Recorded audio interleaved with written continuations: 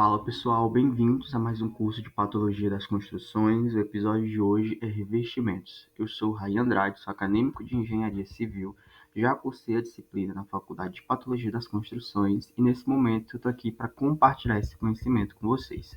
Mas bom, vamos para o que interessa, tá? Então agora a gente vai cuidar da parte de conceitos de revestimento, né? Eu sei que todo mundo aqui já sabe o que é um revestimento, mas basicamente a gente vai dar um conceito principal aqui. Os revestimentos, eles desempenham um papel fundamental, né, nesse campo da engenharia civil. No caso da construção em si, né, a engenharia civil é um campo bem amplo, tanto de um ponto de vista funcional quanto de um ponto de vista estético.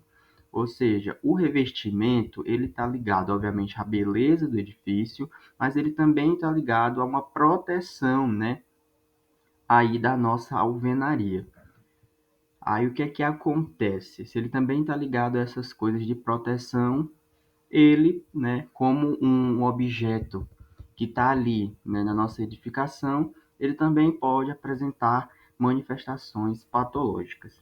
É interessante, né, que ele contribui tanto para o conforto térmico, quanto pelo conforto acústico e pelo visual dos ambientes. Então, esse tipo de revestimento, geralmente a gente vai tratar aqui, no caso do revestimento cerâmico, mas existem vários outros tipos de revestimento, como o revestimento metálico, revestimento de madeira, a pintura, e isso vai influenciar diretamente na questão de durabilidade e também na questão de manutenção, porque essas coisas dependem do material. Tá? Então, das patologias, das manifestações patológicas que a gente vai tratar hoje, são bem básicas, assim, né? Não dá para tratar de todas, mas hoje a gente vai falar um pouco de deslocamento ou desplacamento, de fissuras, de infiltrações e de eflorescências, tá certo? Então, vindo para a parte aqui de desplacamento, a gente tem, né, agora eu peço que vocês se atentem a esse painel de quadradinhos marrons. Aqui a gente está simulando que são placas cerâmicas, tá? Então aqui é uma figura aí de uma parede com azulejos.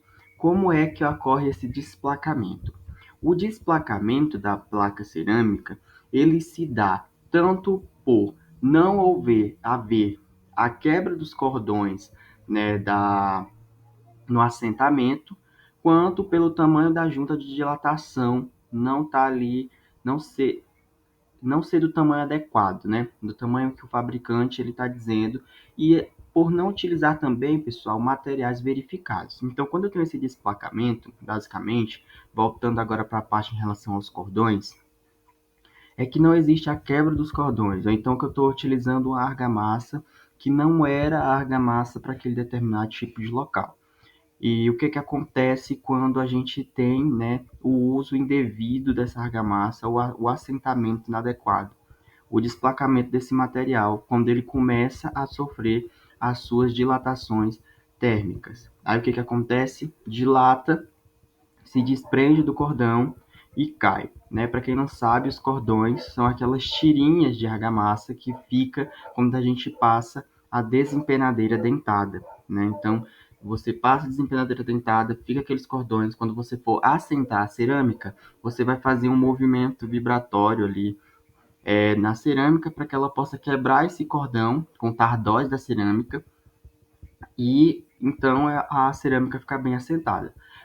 Caso isso não ocorra, a gente tem então ali o desplacamento desses azulejos, dessas cerâmicas. Tá? Em relação ao tamanho da junta são esses espacinhos aí branco, né, que está entre as várias placas. Então esse espacinho, dependendo do material que a gente está utilizando, dependendo do fabricante, ele vai me dizer quanto de junta é necessário para que essa placa ela não venha se chocar com a outra, né? Então você tem que usar essa junta. Porque se você não usar, as placas elas vão se dilatar, vão chocar uma na outra e acaba que elas se desplacam da parede. Vindo agora para os conceitos de fissuras, né, nos revestimentos cerâmicos. A gente tem nessa primeira figura a parede fissurada, e essa fissura da parede, pessoal, quando a cerâmica ela está bem assentadinha, né, ela vai para para a própria partilha, né? Então, se a cerâmica estiver bem assentada, porque se não tiver, geralmente descola, né? Devido a essa movimentação da fissura, se a cerâmica não estiver bem assentada, acaba que descolando ali um material cerâmico. Tá? Então, essa parte de fissura é bem básica também, né? Mas, obviamente, bem básica assim de a olho, mas requer um estudo adequado quando a gente está falando dessas fissuras, como o próprio monitoramento da fissura para saber se ela é ativa, se ela é não ativa. Então, a gente vai ver isso também, né, mais na frente, tá certo? Sobre as infiltrações, a gente tem aqui, né, nessa primeira figura, uma parede infiltrada e o revestimento da parede infiltrada. O que é que está acontecendo? Então, se eu tenho uma infiltração na minha parede, essa infiltração, obviamente, vai para o meu revestimento. Vale ressaltar que eu estou falando aqui, né, de parede, mas essas manifestações, elas se ligam também aos revestimentos cerâmicos em teto ou no chão, tá certo?